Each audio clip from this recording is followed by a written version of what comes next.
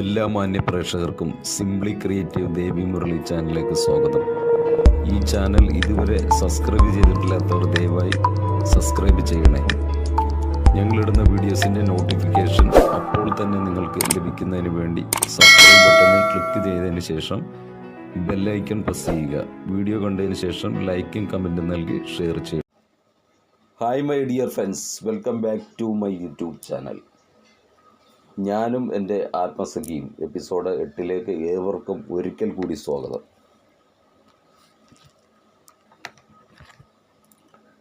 എനിക്കൊരു കാര്യം പറയണം, ദേവൻ പറഞ്ഞു. നന്ദ, അതെന്താണ്?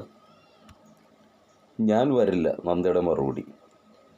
ദേവൻ വീണ്ടും എന്തോ പറയാൻ തുടങ്ങിയപ്പോൾ നന്ദ പറഞ്ഞു, ഞാൻ വന്നേക്കാം, നിങ്ങളൊന്ന് പെട്ടെന്ന് പോകൂ, ഇവിടെ ക്യാമറയുണ്ട്, പ്ലീസ് പോകൂ, ഞാൻ വരാം. നന്ദ അത് പറഞ്ഞിട്ട് ഗേറ്റ് അടച്ചു. ഒന്ന് കാണാൻ കഴിഞ്ഞല്ലോ എന്ന ആശ്വാസത്തോടെ ദേവൻ തിരിച്ചു നടന്നു. ബൈക്കിൽ കയറി വീട്ടിലെത്തി. നേരെ ഒന്ന് പുലർന്നു കിട്ടിയെങ്കിൽ ഹോസ്പിറ്റലിൽ പോകാൻ പതിവിലേറെ ഉത്സാഹം തോന്നി. ഇന്ന് നന്ദ വരുമല്ലോ. ദേവൻ്റെ ലോകത്തിലിപ്പോൾ നന്ദ മാത്രമേ ഉള്ളൂ. ദേവൻ്റെ ഹൃദയമിടിപ്പിന് പോലും ഇപ്പോൾ അവളുടെ നടനതാളമാണ്.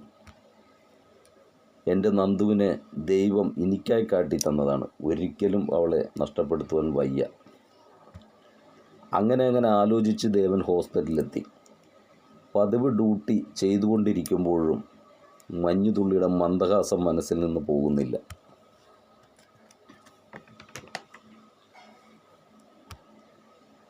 നന്ദു വന്നെങ്കിൽ.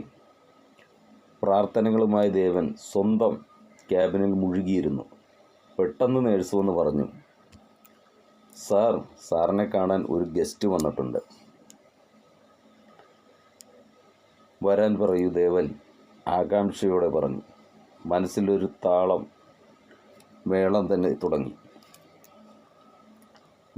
വാവ, വല്ലാത്ത സന്തോഷം തോന്നുന്നു. അപ്പോൾ വാതിൽ തുറന്നു. നന്ദ അകത്ത് കടന്നു വന്നു. നന്ദയുടെ വേഷം പെഡൽ പുഷറും ടീഷർട്ടുമായിരുന്നു. ഏത് വേഷത്തിൽ എൻ്റെ കുട്ടി അതിമനോഹരി എന്ന് പറയാതിരിക്കാൻ വയ്യ. നന്ദ ദേവന് ഓപ്പോസിറ്റായി വന്നിരുന്നു. എന്തിനാണ് കാണണം എന്ന് പറഞ്ഞത്? നന്ദ ചോദിച്ചു. ചുമ്മാ കണ്ടുകൊണ്ടിരിക്കാൻ, ദേവൻ കുസൃതിയോടെ പറഞ്ഞു. അത് ഇവിടെ പേഷ്യൻസ് ഒന്നും ഇല്ലേ? അതോ എല്ലാവർക്കും അവധി കൊടുത്തോ? നന്ദിയുടെ ചോദ്യത്തിൽ ദേഷ്യം കലർന്നിരുന്നു. ഔട്ട് പേഷ്യൻസിൻ്റെ ടൈമൊക്കെ കഴിഞ്ഞു. ഞാനിവിടെ എൻ്റെ വാവയ്ക്ക് വേണ്ടി കാത്തിരിക്കുകയാണ്.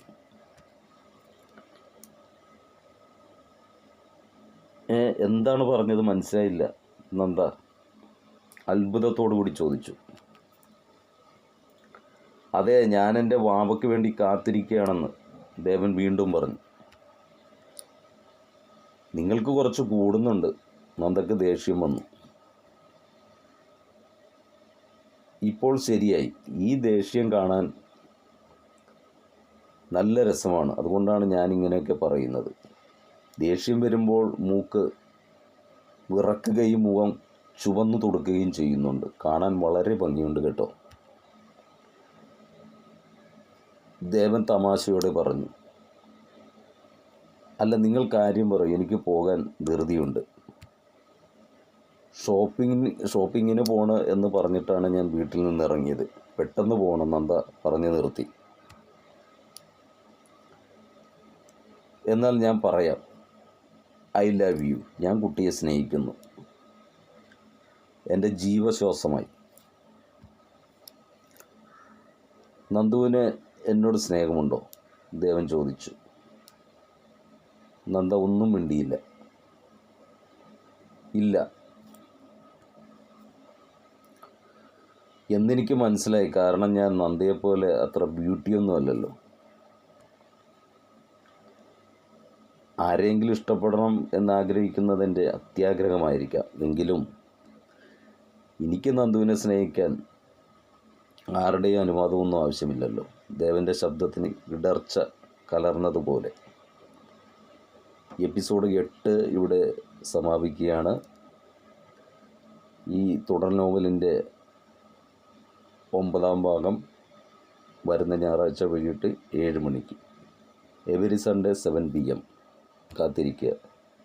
Okay, bye bye.